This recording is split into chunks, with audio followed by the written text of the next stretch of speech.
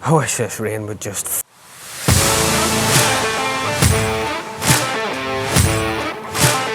Welcome back, guys. Episode 7. What appears to be a complete and absolute battle with the weather all the time. I'm having an absolute nightmare at the minute.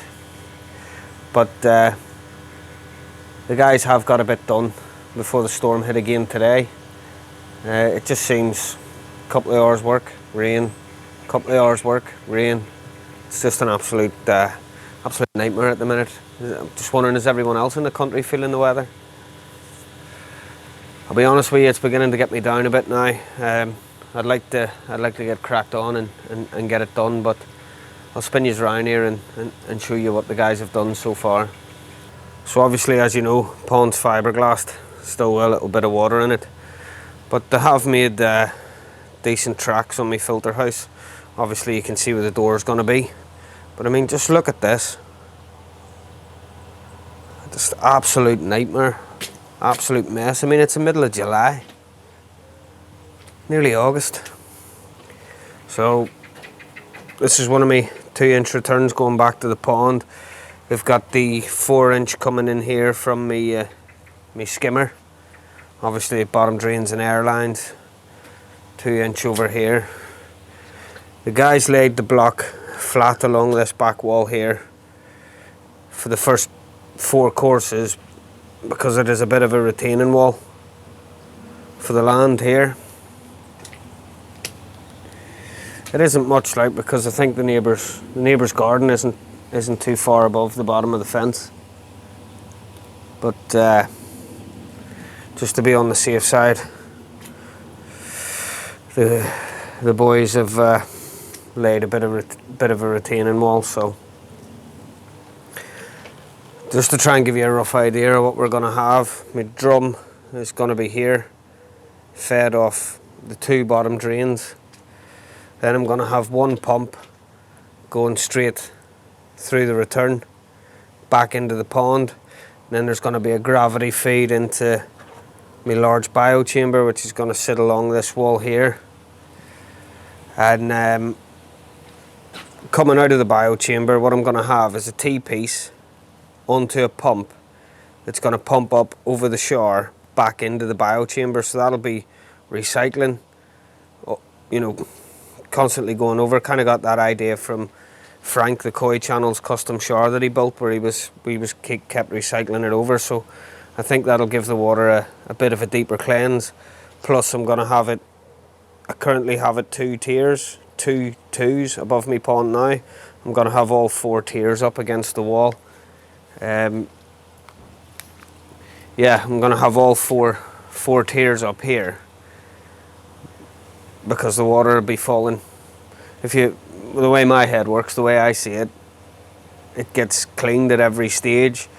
So the water will get a 4-stage clean rather than a 2-stage clean, if that makes sense. Having the 2 separate showers, it's only falling through the 2 stages before it's returning to the pond. At least this way, it'll recycle up and over, and it'll get a 4-stage clean. Anyway, that's the way my head's worked it out. So yeah, that'll be teed off the exit, and there'll be a 10,000 pump just recycling over the shower constantly, and then another pump feeding through the wall, possibly to an air source heat pump if I do go down that route. I've had the plumber out, and because our house doesn't have a combi boiler, it's got a heat boiler. They've got a run pipe under the floor from upstairs from where me zone valves are, in order to try and put a heat exchanger in here. So I'm toying with the idea of running a gas pipe up and putting a separate boiler in here to run a heat exchanger, but I'm just going to work out costs in that. It may be a case of I sell this air source heat pump and buy another one of those, but whatever I decide to heat the pond, that'll be at a later date. So that will then feed into this return, which is over in the far corner over here, and the other part of the filtration will be the 4-inch line from the skimmer. That'll run along here into the seat of sieve, then pumped straight through this return that we have here. and I think that'll give us a decent amount of filtration. I have hundreds of litres of crystal bio over there, and obviously we're just putting the bio tube in on the pond as well, and I've tons of kilos of Sakura and other medias in my shower, so I think I've got plenty of media. I'm massively over filtered on that pond that I have over there, but I bought all that with the vision of building something like this one day anyway. So yeah, that's how far we've got at the minute. One thing I just wanted to touch on that I never ever normally considered, because I run Nexuses on that pond for years, so I never really considered the necessity of purging the bottom drains. I'd do the bottom drains now and again, which was fine, but I'd been having some issues with that pond. Obviously, fluke that I couldn't get rid of a couple of months ago, and fish just weren't healing. If they got a knock or something, they were just taking ages to heal, and there was some unhappy fish that were just settled on the bottom of the pond, and scraping, water tests, couldn't really figure out what it was. One of the pond builders was having a look at the drum, and he said, man, you're pulling some serious flow through that bottom drain all the time. And I never thought anything else of it. I even tried lowering the level of the pond, dropping the sensor on the drum, but it just seemed like the drum was cleaning all the time. I was just playing around with it the other night in the skimmer, giving that a clean off, and usually when I put my hand across the downpipe of the skimmer, I would feel it like sucking my hand down it, but I didn't feel that the other night. So shut all the drains off, held the float switch up on the drum and let it run completely dry, and opened the skimmer line, and hardly anything came out of it. So I knew I'd had an issue. It was blocked. So I started with all I had was a hose pipe, feeding it down through. It absolutely cut my hand to bits doing it, feeding it down through the pipe to try and see if there was a blockage. And Christ, I wish I'd have filmed it. The amount of crap that come out of that line was unbelievable, and it stank to high heaven. Sent the drum into overdrive. So that's pulling through like a trooper now. But I've ordered one of them pressure washer attachments that I'm just going to drop down the skimmer line all the way back to the drum and give that a clean out. That should actually...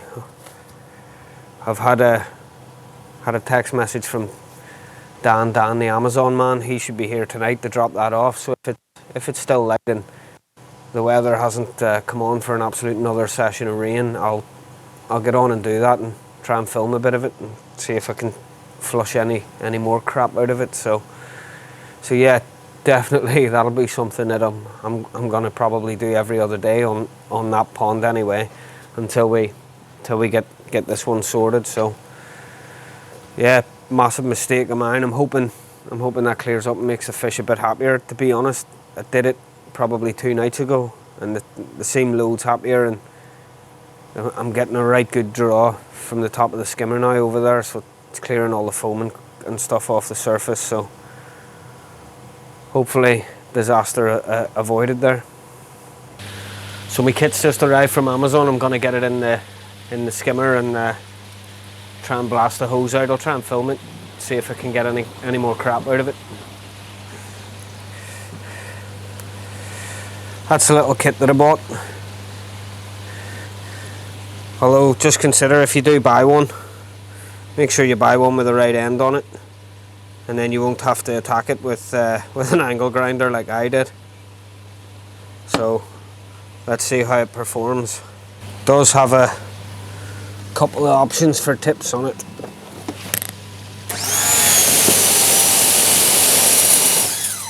I think that one looks like it's going to do the business.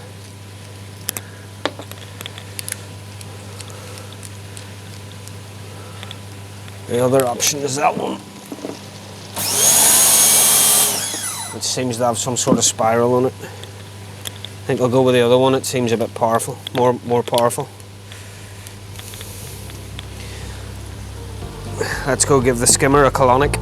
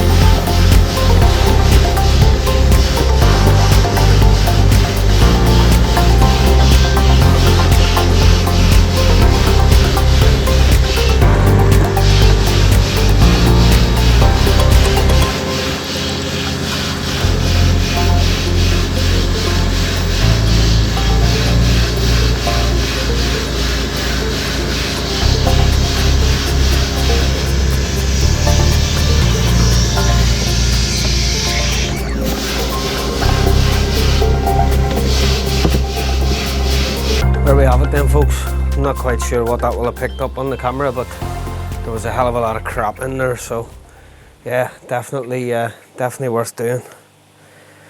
And breeding ground for all sorts, I would have said. Well, it's getting dark out here now, so time to go in for another day. Enough playing around. I've cut my hand to bits again. Just be careful if you do get one of those and you're doing it yourself.